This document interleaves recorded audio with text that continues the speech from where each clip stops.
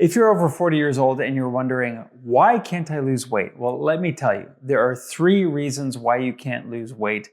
And I'm going to explain all 3 of those reasons right now. First reason of why you can't lose weight, and this is really the most common reason out of everything, is that you just don't have the knowledge. Now, when we talk about knowledge, we're talking about essentially how your body works.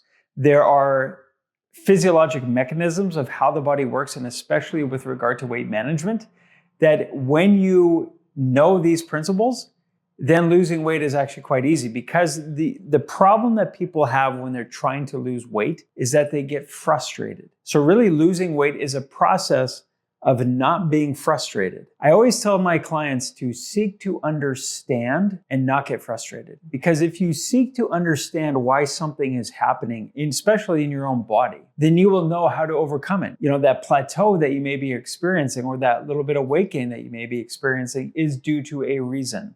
And it's not just throwing up your hands in the air saying, you know, why can't I do this? Why can't I, lose the weight? Why can't I stay on track? Frustration is the enemy of progression. So when you are frustrated because you don't have the knowledge of how the body works, then you really can't progress at all. So the first thing that you want to aggregate or get or accumulate is weight management knowledge. And weight management knowledge can be things broken into, so for example, like insulin resistance, understanding how that works, understanding why intermittent fasting can work well for some individuals and why it lowers your insulin sensitivity. Another thing can be understanding how your hormones work. A lot of people get bent out of shape because of hormones, because they think hormones actually direct and contribute to the majority of the problems with weight management. And the truth is that that's just not the case at all. For example, the hormones coming from your thyroid. A lot of people will have issues losing weight from thyroid issues because somebody has told them that, you know what, your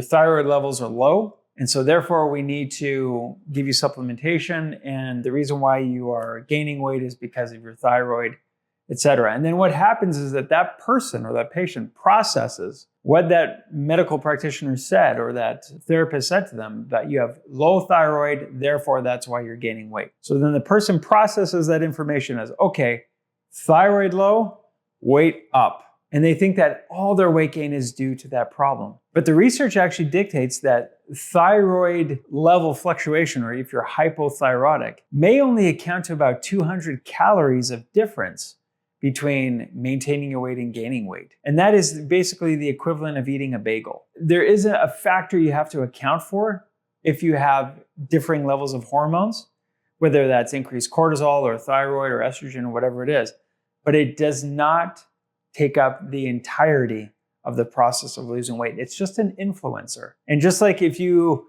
watch on social media, like you're watching me right now, I am trying to influence you to understand how weight management works. But if you're on, let's say, on another platform on social media and you are watching an influencer, they're telling you, we went and traveled here and we stayed at this hotel, we ate this food, you should try that too, and you should try this. And so they are influencing you to make a decision, but you ultimately make that decision. You are the one that choice lands with. So they can't make you have the decision. You have the decision yourself. They can influence you to go this way or that way. Same thing with our hormones. Our hormones will influence you to do this or do that, but you ultimately make the decision of what you put in your mouth, the type of food that you put in your mouth, and how often that you put it in your mouth. So again, having that knowledge limits the frustration levels and gives you back power. That's what you want when it comes to your own body. You want to have the power to control your own body. Second principle about proper weight management is that you have to have a real motivation. A lot of people are motivated to lose weight. They're motivated to feel better, to look better. But is it deep enough? Is it deep enough for you to not eat that habitual food that you've eaten for the last 20 years? Is it enough of a drive to forego those habits that are preventing you from succeeding? I've had many conversations with clients and they communicate that frustration of not being able to do this. But then when we dig deeper, when we ask them, what is pushing you to do this? A lot of times they'll just say the superficial answers. Well, I want to look better. I want to, be able to walk up a mountain. And those are all good motivators. But is it your prime motivator? Is it the deep motivator? And that usually has to be something very emotional That has to be something that maybe has plagued you or bugged you for years, maybe decades. That can be maybe you had a parent or a sibling die of a metabolic disease, heart attack, diabetes, something of that nature. And you don't want that for yourself or for your kids. You don't want to have your kids go through that same experience. It has to be something deep and resonate with you over and over again, and something you can keep telling yourself so that when you come to that temptation of eating that improper food or eating too much of it, that you can tell yourself, no, I want to accomplish this because of this reason. And then you can overcome any temptation. Back in the 1960s, when they were trying to go to the moon, President Kennedy said, "Go to the moon." Simple phrase, everybody understood. And everybody for a decade in NASA and the government worked toward this goal of going to the moon. And they finally accomplished it. But that was the deep motivation that everybody latched onto. It didn't matter how many failures they had, how many rockets blew up. They said, we're going to go to the moon. We're going to figure it out. And we're not going to let a setback override our desire to be successful. Third thing is that you have to have support. That support is essential. No person is an island. Nobody can get to where they want to be, especially if it's difficult to get there by themselves. It's very tough. You need support and need somebody in your corner to help you, to give you that push.